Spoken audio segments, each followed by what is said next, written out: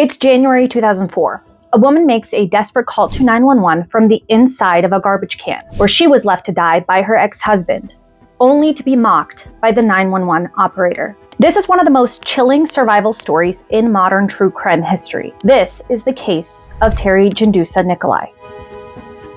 Due to graphic content related to DV, abduction, pregnancy loss, and physical trauma, listener and viewer discretion is strongly advised. Welcome, I'm Nisa, and this is As Is No Returns, where the stories are real, the endings are rarely fair, and the damage is always permanent. If you enjoy this video, please just give it a reaction or drop a comment down below. Now let's dive in. Teri Jendusa-Nicolai was living what most would consider a typical suburban life.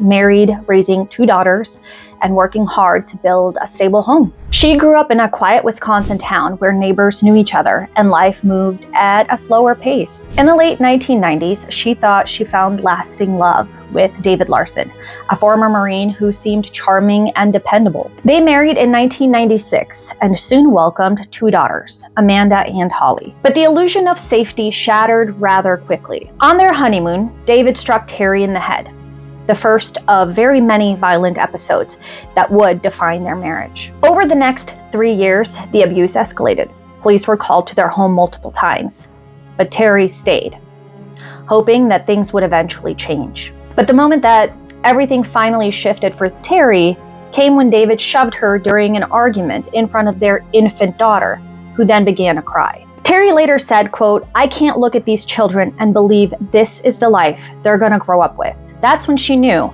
it was time to leave. My little one started crying. I'm holding this infant, he's like 2 months old.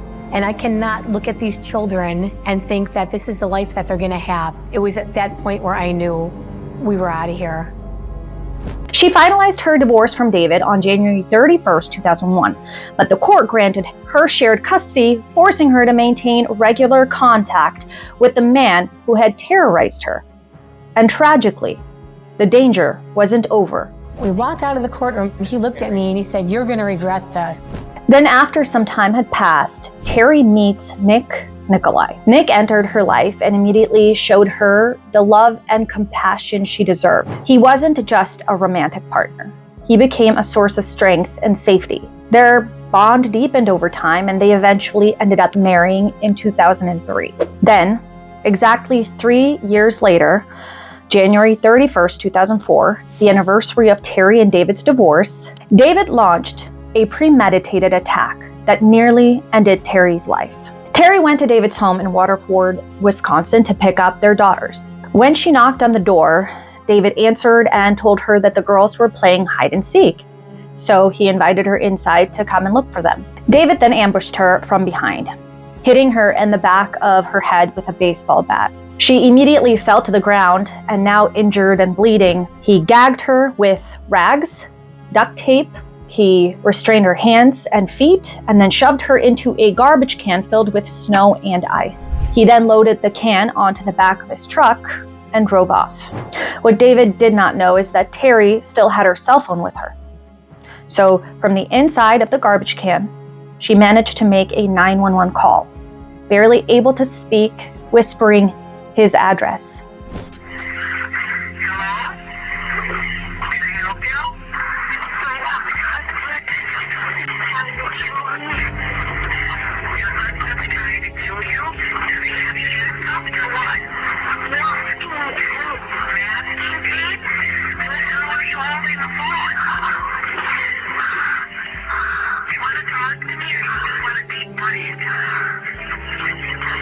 The operator, now almost mocking Teri, questioning her heavy breathing and failing to actually grasp the urgency of the situation.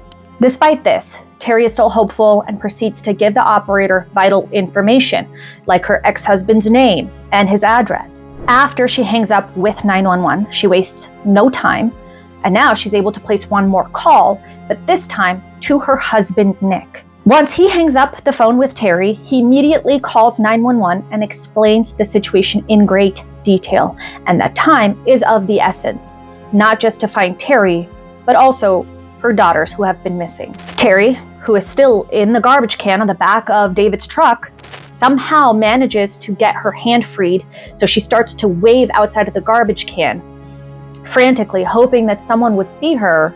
But before anyone else could, David sees this and immediately stops the truck, then walks over to Teri and threatens her. And just as he turns to head back toward the front of the truck, her phone starts to ring. He hears it and quickly yanks it out of her hand, her only lifeline now gone.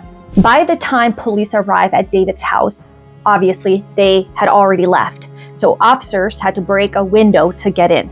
Inside, they found certain items which immediately raised red flags, like the duct tape, the rags, and an empty case. And they discovered blood inside the residence as well. This, of course, instantly raises concern. The officers know that Teri and her daughters are in imminent danger, and they had reason to believe that David was armed. Crossing state lines, David Larson transported Teri to a self-storage facility in Wheeling, Illinois. There, inside a dark, unheated unit, he sealed the door and left her behind, injured, freezing, and alone, with the intent that she would never be found alive. Teri played dead. She waited a few minutes to make sure he was gone. Then she started yelling for help, but nobody was there. The temperatures outside dropped to around 12 degrees Fahrenheit. The cold was so severe that Teri suffered extensive frostbite. The police ended up locating David. Now, if you're wondering where could they have possibly located him, well, at his job. Yes, David went to work as if nothing happened, and driving that very same truck that the police had been looking for. David showed up to work like usual in Wheeling, Illinois, driving the same green truck from the Amber Alert that cops have been looking for. When David was brought in for questioning, he of course tried to lie his way out of it, but investigators saw through the inconsistencies. As the evidence mounted, including Teri's 911 calls and the items they had found inside of his home, his story began to unravel. David disclosed the address to where the kids were, and they were safe with a babysitter. Once officers confiscated his belongings, they searched through his wallet, calling every single business card he had on him, and then a public storage business. That card led officers directly to the Wheeling, Illinois storage facility where Teri was being held. After nearly 26 hours in sub-zero temperatures, Teri was found barely alive, her body temperature at a fatal 74 degrees Fahrenheit. And for comparison, our natural body temperature, often referred to as normal body temperature, averages around 98.6 degrees Fahrenheit. Teri was also pregnant, which is something that she was excited to share with the girls when she had come to pick them up that day. But tragically, she lost the baby. And that frostbite that I had mentioned, it was so severe that the doctors had to amputate all of her toes. Today, Teri is a survivor. The only thing that kept her going, her daughters. Now, the girls were safe by their mom, and Nick right beside his wife, facing the trial against David together. During the trial, David Larson's defense team took a controversial approach. They questioned Teri's pregnancy history, suggesting that her miscarriage might have been caused by pre-existing health issues, and not the brutal beating and unimaginable trauma that she endured at the hands of David Larson. This tactic was seen by many as a blatant attempt to discredit Teri and distract from the horrific violence she suffered. But the jury saw through it. In the end, justice prevailed, and David was found guilty and sentenced to life in prison. Today, Teri Jendusa-Nicolai is a powerful advocate for survivors of DV. After surviving the horrific attack by her ex-husband in 2004, she transformed her trauma into purpose, speaking publicly, sharing her story, and working to change laws and support systems for victims. If you or someone you know is experiencing abuse, help is available. In the US, you can contact the National Domestic Violence Hotline at 1-800-799-SAFE or visit thehotline.org for confidential support.